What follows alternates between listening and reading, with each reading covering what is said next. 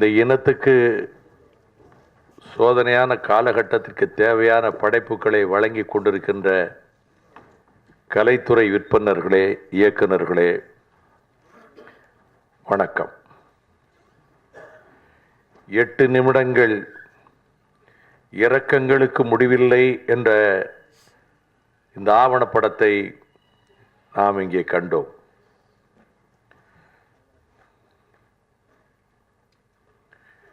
மேடைகளில் உரையாற்றுகின்ற போது ஏற்படுத்துகின்ற தாக்கத்தை விட ஒரு திரைப்படத்தின் மூலம், ஒரு நாடகத்தின் மூலம், அல்லது இப்படி ஒரு ஆவணப்படத்தின் மூலம் 1000 மடங்கு அதிகமான தாக்கத்தை ஏற்படுத்த முடியும். 2009 பிப்ரவரியில்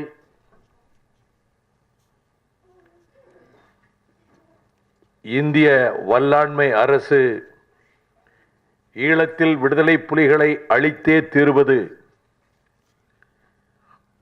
அந்த தாக்குதலில் லட்சக்கணக்கான தமிழர்கள் ஈவு இரக்கமில்லாமல் கொலையுண்டு மடிந்தாலும் அதை பற்றி கவலை இல்லை என்று முடிவெடுத்துக் கொண்டு அதற்கு ஆயத்த வேலைகளை 2005ஆம் ஆண்டிலே இருந்தே தொடங்கிவிட்டது. இங்கே இந்த ஆவணப்படத்தை தயாரித்து வழங்கிய இயக்குனர் புகழேந்தி தங்கராஜ் அவர்கள் இந்த இனத்துக்கு அரிய சேவைகளை செய்து வருகிறார். காற்று கர்ணவேலி திரைப்படம், உச்சிதனை முகர்ந்தால் திரைப்படம், அது வியாபார ரீதியாக வெற்றி பெறவில்லை. நாங்கள் எவ்வளவோ முயன்றும் கூட அது எதிர்பார்த்த அளவுக்கு மக்களிடம் கொண்டு போய் சேர்க்க முடியவில்லை. நான் கலைத்துறையை விமர்சிக்க விரும்பவில்லை. ஆனால் அவருடைய உள்ளத்திலே கொழுந்துவிட்டு எரிந்து கொண்டிருக்கிறதே ஒரு லட்சிய தீ. முத்துக்குமார் உடம்பை எரித்த தீ அவர் நெஞ்சிலே எரிந்து கொண்டிருக்கிறது. அதனால் தான் நெருப்பு பூச்சாண்டி என்று தன் புத்தகத்துக்கு தலைப்பும், விடுதலையின் முகவரி என்று நாம் நெஞ்சால் பூஜிக்கின்ற தலைவன் பிரபாகரன் அவர்களுடைய படத்தை போட்டு அந்த புத்தகத்தையும் வெளியிடுகிற ஒரு பெரும் பேற்றை எனக்கு கொடுத்தார். இந்த 2 புத்தகங்களையும் நான் வரிவிடாமல் வாசித்தேன்.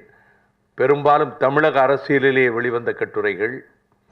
இந்த தமிழக அரசியல் ஆசிரியருக்கு, நிறுவனருக்கு, சுந்தரராமன் அவர்களுக்கு இந்த இனத்தின் சார்பிலே நன்றி தெரிவித்துக் கொள்கிறேன். இந்த நிகழ்ச்சி இதுதான். நம்முடைய உணர்வை காயப்படுத்துகிற போது கண்களிலே கண்ணீர் வருகிறது. அந்த கண்ணீர் உணர்ச்சியின் அடிப்படையில் வருவது. இங்கே இந்த தாயாக பதுங்கு குழியிலே இருக்கிற செல்வத்தின் அருமை தாயாக பங்கேற்ற சகோதரி கிளிசரின் போட்டுக்கொள்ளாமலே அந்த காட்சியை மனதுக்குள் வாங்கி கொண்டு அவர் கண்ணீர் வடித்தார் என்று புகழேந்தி அவர்கள் குறிப்பிட்டார்கள். அதை நாங்கள் இந்த காட்சியிலும் காண முடிந்தது. விடுதலை புலிகள் இயக்கத்தை பற்றி மிக தவறான செய்திகளை, களங்கப்படுத்துகிற செய்திகளை, அபாண்டமான அவதூறுகளை இப்பொழுது சிறிது காலமாக பல பேர் வேகமாக பரப்ப தொடங்குகிறார்கள். இயக்கத்திலே இருந்தவர்கள் தன்னலமற்றவர்கள், வாழ்க்கையில் எந்த சுகங்களையும் நாடாதவர்கள், கொக்கோ கோலா கூட குடித்தறியாதவர்கள், ஒழுக்கம் நிறைந்தவர்கள். என் தலைவனுடைய ஆட்சி அதிகாரத்துக்குள்ளே, கட்டுப்பாட்டு பிரதேசத்துக்குள் இருக்கிற பொழுது அங்கே மது கிடையாது, விபச்சாரம் கிடையாது. இன்றைக்கு அந்த நிலைமைகளை நான் எண்ணி பார்க்கவே முடியவில்லை. இயக்கம் தாங்கள் அழிந்தாலும் பரவாயில்லை என்று அந்த குழிகளிலே துடிதுடித்துக் கொண்டிருக்கக்கூடியவர்களுக்கு உணவு வழங்கவும் மருந்துகள் வழங்கவும் பாடுபட்டது. பதுங்கு குழிகளிலே இருந்தவர்கள் மீதே குண்டுகள் பாய்ந்து துண்டு துண்டாக கிழித்தெறியப்பட்டார்கள். நாதியற்று போய்விட்டது இந்த தமிழ் சாதி. 100 ஆண்டுகளுக்கு முன்னாலே அர்மீனியாவிலே நடைபெற்ற இனப்படுகொலையை ஜெர்மனிய நாடாளுமன்றம் இனப்படுகொலை என்று குற்றஞ்சாட்டி தீர்மானம் நிறைவேற்றுகிறது. முடிந்து போய்விட்டது எல்லாம் ஈழ பிரச்சனை. இப்பொழுது அதை என்ன முடிந்து போன கதை என்று இங்கே பலர் பேச தொடங்கி இருக்கிறார்கள். அது முடியாது, ஒரு காலம் முடியாது. சிந்திய ரத்தம் ஒரு காலம் வீணாக. அந்த குழந்தைகள் அந்த சைக்கிள் பெல் அடிக்கிற சத்தம் கேட்ட உடனே மாமா வந்தாச்சு, மாமா வந்தாச்சு, மாமா வந்தாச்சின்னு அந்த பசியால துடிச்சு, ஒருவேளை கஞ்சிங்க, அந்த கஞ்சியை கொண்டு வந்து ஊத்துறா. பையன் வடிவா இருக்கானேன்னு நினைச்சு பார்த்து தன்னுடைய மகனை போல இருக்கிறானேன்னு நினைச்சுதான் அந்த தாய் கேட்கிறா. பேர் என்னப்பான்னு. பேர் சொல்லலை. என் மகனை பார்க்குற மாதிரி இருக்குன்ன உடனே உன் மகன் பேர் என்னன்னு. செல்வம். அந்த பேரையே வச்சுக்கோங்க அப்படின்னு சொல்லிட்டு போகிறான். அதில் இது உண்மை சம்பவங்க. வள்ளிப்புறத்துக்கு 2009 பிப்ரவரியில் வந்தவர்கள் அம்பலவன் பொக்கணைக்கு அதுக்கு பிறகு வர்றாங்க. மார்ச்சில் இந்த சம்பவம் நடக்குது. உண்மையாக நடந்த சம்பவம். அவன் கஞ்சி கொடுத்துட்டு போகிற கொஞ்ச நேரத்துக்குள்ளே குண்டு வீச்சு நடக்குது, வெடிச்சத்தம் கேட்குது. அதில் எழுதியிருப்பாங்க.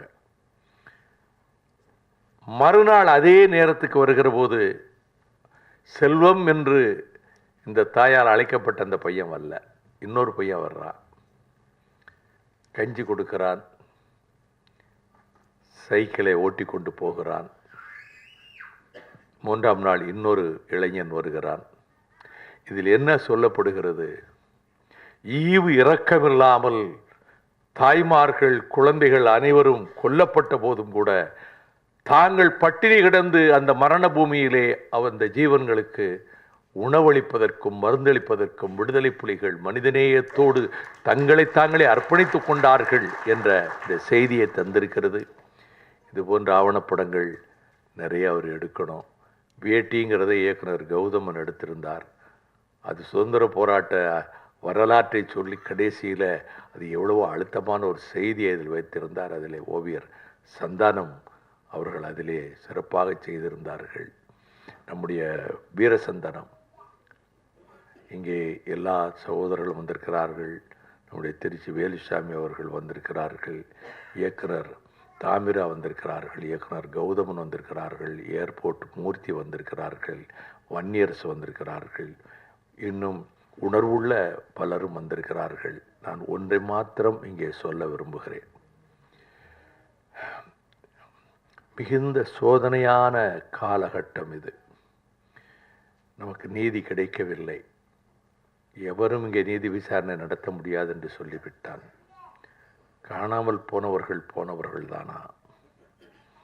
இவ்வளவு கொடூரமான சூழ்நிலையிலும் இந்த மாதிரி ஆவணப்படங்களும் இவையெல்லாம் சேர்ந்து எங்களை விட உணர்ச்சியுள்ள இளைஞர்களை வருங்காலத்தில் உருவாக்கி அந்த தலைமுறை தங்கள் கரங்களில் எடுத்துக்கொண்டு 7.5 கோடி மக்கள் வாழுகிற இடத்திலிருந்து 18 கல் தொலைவிலே அந்த அழிவை அது நிரந்தரமான அழிவாக கருத முடியாது. அது நிச்சயமாக அது உயிர்ப்பு சக்தியோடு அந்த மண்ணுக்குள்ளே சிந்தப்பட்ட இரத்தமும் அந்த எலும்பு துகள்களும் இயக்கிக் கொண்டே இருக்கும். சுதந்திர தமிழீழம் ஒரு நாள் மலரும். அதற்கு நம்மை அர்ப்பணித்துக் கொள்வதற்கு இப்படிப்பட்ட இந்த ஆவணப்படங்கள் துணை செய்ய வேண்டும். மக்களிடம் எடுத்து செல்லப்பட வேண்டும்.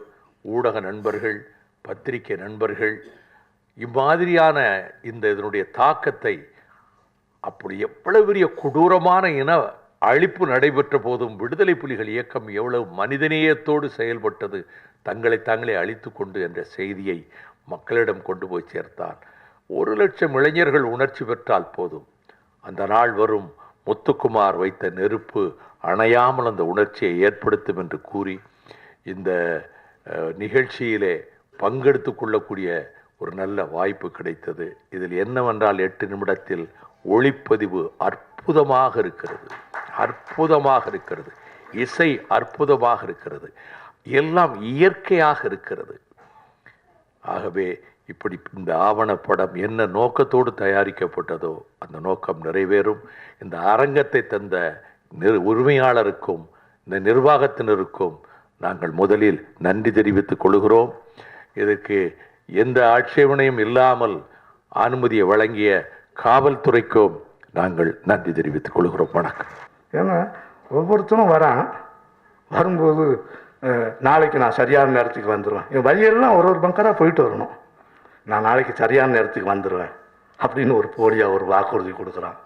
அந்த குழந்தைகளை பார்த்து சிரிக்கிறான். கஞ்சி எடுத்துக்கிட்டு வருவேன், பேக்கெட்டில் குழந்தைக்கு விளையாடுறதுக்கு ஒரு தென்னங்குச்சியில், அந்த போர்க்களச்சூரில் ஒரு தென்னங்குச்சியில் ஒரு சின்ன சிரட்டையை வச்சு சுற்றுறதுக்கு அதை கொண்டு குழந்தைக்கு கொடுக்குறான். போகும்போது ஒவ்வொருத்தரும் சொல்லிட்டு போகிறான், பங்கர் விட்டு வெளியே வரக்கூடாது, பத்திரம் கவனம் சொல்லிட்டு போகிறான். ஒவ்வொருத்தரும் சொல்லிட்டு போகிறான்.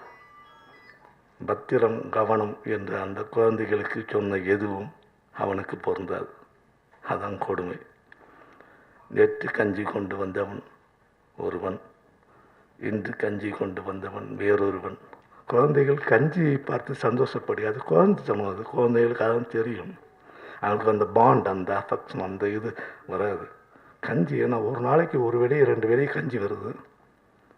வானிலிருந்து விமானங்கள் தொடர்ந்து கொண்டு வீசுகின்றன. இந்தியாவோட துரோகத்தோட உலக நாடுகளோட துரோகத்தை கொண்டு குவிக்கப்படுகிறார்கள். பங்கராக நகர்கிறது வாழ்க்கை. ஒவ்வொரு பங்கருக்கும் தேடி வந்து அவன் கஞ்சி கொடுத்துக்கிட்டே இருந்தான். இயக்கம் ஒரு பிள்ளை கூட சாகக்கூடாது என்று அவர்களுக்கு உத்தரவிட்டிருந்தது. எந்த குழந்தையும் பட்டினியால் சாகக்கூடாது. உலகத்தில் எந்த கொரில்லா இயக்கமும் எந்த விடுதலை இயக்கமும் இப்படி பங்கராக வந்து குழந்தைகளுக்கு கஞ்சி கொடுத்ததாக வரலாறே கிடையாது. அவங்க ஒருத்தர் தான் பண்ணாங்க. நான் மீடியாவை பார்த்து கேட்குறேன், ஈவிரக்கம் இல்லாமல் மனசாட்சி இல்லாமல் நீங்கள் அவர்களை சித்தரிக்கிறீர்களே. அவர்கள் மனிதர்கள், விடுதலை புலிகள், விடுதலை மனிதர்கள், விடுதலை போராளிகள். அந்த குழந்தைகளுக்காக தங்களுடைய உயிரை மாய்த்து கொண்டவர்கள். அதை பதிவு செய்வதற்கான வாய்ப்பை என்னுடைய கவிதையை பேசியதன் மூலம் அண்ணன் வைகோ அவர்கள் உருவாக்கி கொடுத்தார். அதற்காக நான் நன்றி சொல்ல வேண்டும்.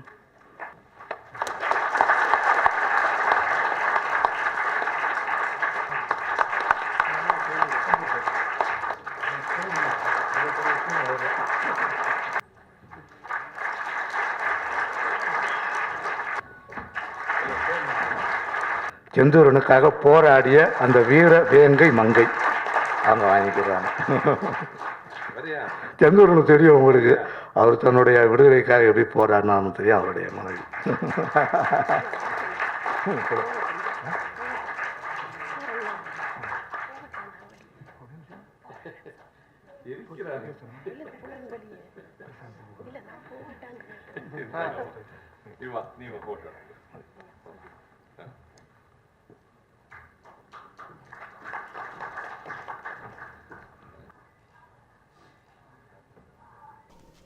பனைமரங்கள் நிறைந்திருக்கின்ற ஈழம், அதைப் போலவே தாய் தமிழகத்தினுடைய தென் மாவட்டங்களும் பனைமரங்களால் ஆயிரக்கணக்கான ஆண்டுகளால் ஆராதனை செய்யப்பட்ட பூமி. அதனால்தான் தாய்ப்பனை வழங்கும் அவர்கள் இரக்கங்களுக்கு முடிவில்லை என்ற தலைப்பில் தமிழீழ விடுதலை இயக்கத்திற்காக தொடர்ந்து படைப்புகளை வழங்கி கொண்டிருக்கின்ற காற்றுக்கண்ண வேலி உச்சிதனை முகர்ந்தால் என்ற சோக காவியங்களை தந்த இயக்குனர் புகழேந்தி தங்கராஜ் அவர்கள் 8 நிமிடங்கள் ஓடுகிற இந்த ஆவணப்படத்தை தயாரித்திருக்கிறார். இது உண்மை சம்பவம். 2009 இலங்கை தீவில் இந்திய அரசு சிங்கள கொலைகார அரசுக்கு பக்கபலமாக இருந்து உலக நாடுகளினுடைய ஆயுதங்களை வாங்கி கொடுத்து இந்தியாவின் முப்படை தளபதிகளும் அதிலே நேரடியாகவே ஆலோசனைகள் வழங்கி அந்த யுத்தத்தை இவர்கள் நடத்திய காலத்தில் லட்சக்கணக்கான ஈழத்தமிழர்கள் படுகொலை செய்யப்பட்டார்கள். அப்பொழுது ஈவு இரக்கமில்லாமல் கொல்லப்பட்ட தாய்மார்கள், குழந்தைகள் ஏராளம் ஏராளம். அப்படிப்பட்ட நிலையில்தான் இந்த சம்பவம் உண்மை சம்பவம். 2009 வள்ளிப்புனத்துக்கு வந்த தமிழ் மக்கள் ஆங்காங்கு பதுங்கு குழிகளிலே, அம்பலவன் பொக்கனைக்கு வந்து பதுங்கு குழிகளிலே மேலே வானிலே சீறி வருகிற விமானங்களின் குண்டு வீச்சும் பீரங்கிகளின் செல்லடியும் விழுந்து கொண்டிருந்த காலத்தில் விடுதலை புலிகள் இயக்கத்தைச் சேர்ந்த வீரர்கள் அவர்களுக்கு உணவு கொண்டு போய் வழங்கினார்கள். ஒருவேளை கஞ்சி. அப்படி ஒரு காட்சி, அந்த குழந்தைகளுக்கு கஞ்சியை வழங்கிவிட்டு வெளியே வருகிறார். சைக்கிளிலே போகிறார். கவனம் பத்திரமா இருங்கோ என்று சொல்லிவிட்டு அடுத்து குண்டு வீச்சு நடக்கிறது, சத்தம் கேட்கிறது. என்ன நடந்ததுன்னு உங்களுக்கு தெரியாது. மறுநாள் இன்னொரு இளைஞன் வருகிறான். முதல் நாள் வந்த இளைஞனிடம் அந்த தாய், அங்கே இருக்கிற தாய் கவலையோடு கேட்கிறாள், தம்பி உங்கள் பெயர் என்ன என்று. பதில் சொல்லவில்லை. என் பிள்ளையை போல இருக்கிறாய் என்றவுடன், உங்கள் மகன் பெயர் என்ன? செல்வம். அப்படியே வச்சுக்கொள்ளுங்கோ என்று. மறுநாள் இன்னொருவன் வருகிறான். செல்வம் வரவில்லையா என்று தாய் கேட்டவுடன், அப்படியென்றால் நேற்று செல்லடியிலே கொல்லப்பட்ட இளைஞன் செல்வமா என்று கேட்கிற போதுதான் செல்வம் முதல் நாள் கொல்லப்பட்டது தெரிய வருகிறது. மறுநாளும் இதே போல் ஒரு சம்பவம் நடக்கிறது. இவெல்லாம் உண்மை சம்பவங்கள். ஒரு இனம் அழிக்கப்பட்டது, ஒரு இன படுகொலை நடந்தது, அதுக்கு நீதி வேண்டும். சர்வதேச மனச்சாட்சியின் கதவுகளை தட்டுவதற்கு நாதியற்று போகவில்லை இந்த இனம். இந்த இனப்படுகொலை நடத்தியவர்கள் கூண்டிலே நிறுத்தப்பட வேண்டும். அதற்கான விசாரணை ஐநா மன்றத்தின் நேரடி மேற்பார்வையில் வெளிநாட்டு நீதிபதிகளை உள்ளே விடமாட்டோம் என்று கொக்கரிக்கிறது சிங்கள அரசு. மைத்திரி சிறிபால அரசும் அதுதான் செய்கிறது. காணிகள் கைப்பற்றப்படுகின்றன, சிங்கள குடியேற்றங்கள் நடைபெறுகின்றன, காணாமல் போனவர்கள் திரும்பவில்லை, அவர்கள் எவ்வளவு பேர் கொல்லப்பட்டார்கள் என்று தெரியாது. இப்படிப்பட்ட நிலையில் தமிழர் தாயகத்தில் சிங்களவர்கள் குடியேற்றம் என்பது இராணுவத்துக்கு நிரந்தர வீடுகள் கட்டி கொடுக்க ஆரம்பித்து விட்டார்கள். இப்படிப்பட்ட அவலங்கள் நடந்து கொண்டிருக்கக்கூடிய நிலைமையிலே உலகத்தின் மனச்சாட்சியை தட்டி எழுப்புவதற்கு முன்னால் தமிழகத்திலே இருக்கக்கூடிய மரத்து போனவர்களுக்கு உணர்ச்சியூட்டவும், இளைய தலைமுறைக்கு நடந்த கொடூரங்களை சுட்டி காட்டவும் இத்தகைய ஆவணப்படங்கள் மிகவும் பயன்படும் என்ற விதத்தில் ஊடகங்கள், தொலைக்காட்சி ஊடகங்கள், பத்திரிகையாளர்கள் இந்த செய்திகளை மக்களிடம் கொண்டு போய் சேர்க்கிற போது எங்கள் தலைவன் பிரபாகரன் அவர்களினுடைய விடுதலை புலிகள் இயக்கம் மனிதநேயத்தோடு மனிதாபிமானத்தோடு தங்களை தாங்களே மாய்த்து கொண்டு பசியாலும் பட்டினியாலும் குண்டுவீச்சுகளிலே பலியாகி கொண்டிருந்த மக்களை காப்பாற்றுவதற்கு எவ்வளவு பாடுபட்டது என்ற செய்தியைத்தான் இந்த அவர்கள் இரக்கங்களுக்கு முடிவில்லை என்கின்ற இந்த ஆவணப்படம் வெளிப்படுத்துகிறது. சோகம் நிறைந்த பல்வேறு சம்பவங்களை தன்னுடைய எழுத்தின் மூலமாக, தன்னுடைய படைப்பின் மூலமாக உலகம் முழுவதும் வாழ்கின்ற தமிழர்களுக்கு எடுத்துச் செல்கின்ற பாங்கினை தனக்கென்று பெற்ற இயக்குனர் புகழேந்தி தங்கராஜ் அவர்களுடைய இந்த ஆவணப்படம் என்பது தமிழீழ மண்ணில் நடந்த அந்த மாபெரும் இனப்படுகொலையின் போது பதுங்கு குழிகளில் பதுங்கி வாழ்ந்த குழந்தைகளையும் முதியோர்களையும் தமிழீழ தேசிய தலைவர் மேதகு வேலுப்பிள்ளை பிரபாகரன் அவர்கள் தலைமையில் இருந்த விடுதலை புலிகளின் இயக்கம் ஒரு பக்கம் இராணுவத்தினுடைய தாக்குதலையும் எதிர்கொண்டது, மறுபுறம் தன்னுடைய நாட்டு மக்களையும் தன்னுடைய குழந்தை செல்வங்களையும் எதிர்கால தலைமுறையும் பாதுகாக்க இயக்கம் எத்தனை உயிர்களை தந்தாலும் மீண்டும் அந்த குழந்தை செல்வங்களுக்கு உணவு அளிக்கும், அவர்களை உயிரோடு இருப்பதற்கான வழிகளை தேடும் என்கிற கருத்தினை மிக ஆழமாக பதிவு செய்தார்கள். அந்த காட்சிகளை காணுகின்ற போது அதனுடைய தாய் தன்னுடைய மகன் செல்வன் எங்கே என்று கேட்கின்ற போது, செல்லடியில் அவர் நேற்று இறந்தாரே, அவர் உங்கள் பிள்ளையா என்கிற கேட்கிற அந்த தருணம், ஈரமில்லாத கண்களில் கூட நீர் சொரியும் அந்த அளவுக்கு அந்த காட்சி அமைப்பு அமைக்கப்பட்டிருக்கிறது. இது உண்மையிலே ஒவ்வொரு தமிழர்களும் பார்க்கின்ற போது, இன்னும் எதிர்கால தலைமுறை இந்த காட்சிகளை காணுகின்ற போது, ஈழத்தில் நடந்த அந்த இனப்படுகொலையை கண்முன் நிறுத்தப்படுகின்ற, எதிர்கால தலைமுறை உள்வாங்கி போராட தூண்டுகின்ற, இதற்காக குரல் கொடுக்க எத்தனிக்கின்ற ஒரு காலச்சூழலை இது போன்ற குறும்படங்கள் உருவாக்கும். அந்த பணியை சிறப்பாக செய்து வருகின்ற இயக்குனர் மதிப்பிற்குரிய அண்ணன் எழுத்தாளர் புகழேந்தி தங்கராஜ் அவர்களுக்கு எனது மனமார்ந்த வாழ்த்துக்களையும் நன்றியும் தெரிவித்துக் கொள்கிறேன்.